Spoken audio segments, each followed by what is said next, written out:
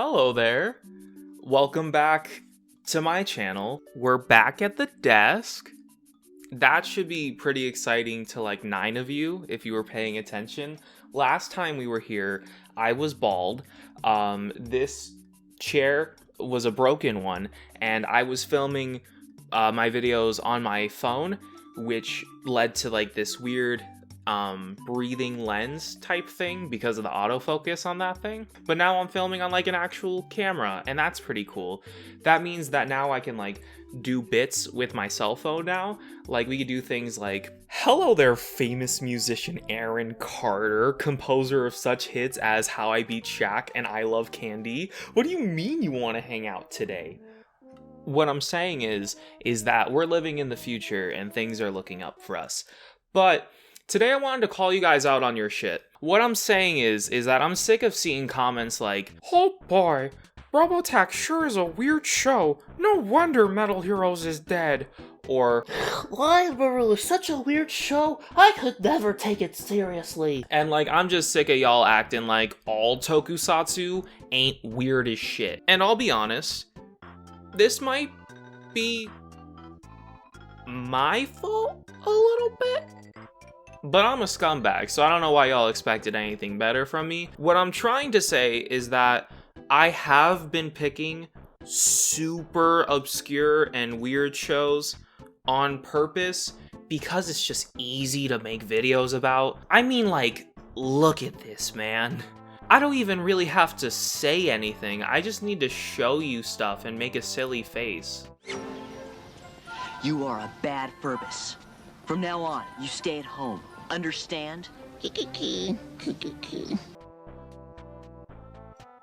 Like, that's my entire channel. That's all my videos. Today I'm trying to prove several points. The first of which being that I can make funny videos on old shows that more than 5 people know about. And the second thing being that just because shows have lasted such long periods of time, it does not mean that they are any better or worse than shows that have ended ages ago and aren't as relevant anymore. Specifically, we're talking about the original Kamen Rider today, and how it's just as weird to watch as anything else that we've talked about on the channel. And if I can't do that, I don't know why your expectations are so fucking high, to be honest. I literally just got done telling you I'm a scumbag. So, for those of you who don't know what Kamen Rider is,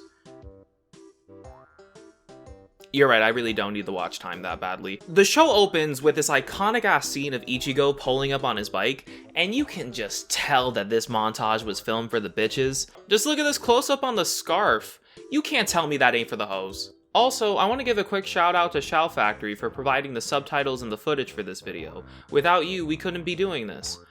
Also, I want to give a quick shout out to Shout Factory for copyright claiming this video. Without you, my channel would be like 5,000 subs. The actual episode starts with more footage of this dude on a motorcycle, once again for the bitches, I'm sure, and his homeboy is here timing him for the big race. What is the big race? The big race, of course.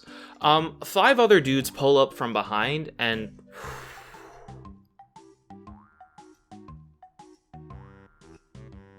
You're gay! He's gay! 5 other dudes pull up. 5 other motorcyclists pull up from behind, and he decides to start racing them until he realizes that they're trying to block him in. This causes him to do the most logical thing here and jump over all of them without any sort of prompt to do so. Everyone becomes incredibly confused after this stunt, probably due to the fact that no one was expecting this dude to fucking be a show-off. Like, yeah, man, I get it, the host, but like, how the hell are you gonna try showing off in the middle of getting kidnapped, dude? That's a mean flex. Turns out that the motorcyclists were just a distraction so that the spider dude could throw his web over the main rider just like a net. I thought about making a semen joke here, comparing the web to nut, but then I realized that would be way too difficult, so instead I just wrote a joke about how easy it is to make that joke. That way, not only am I appeasing the bottom line by drawing attention to the concept of semen web comparisons, but I can also now act like I'm a highbrow individual for being able to point out how easy it is to make such jokes. Fuck you, is what I'm saying. Homeboy wakes up to a bunch of dudes looking at him while he's in bed. Fucking weirdos. And then the narrator starts to explain what shocker is. And for those of you who don't know what shocker is, yeah, I remember the watch time. I don't need it.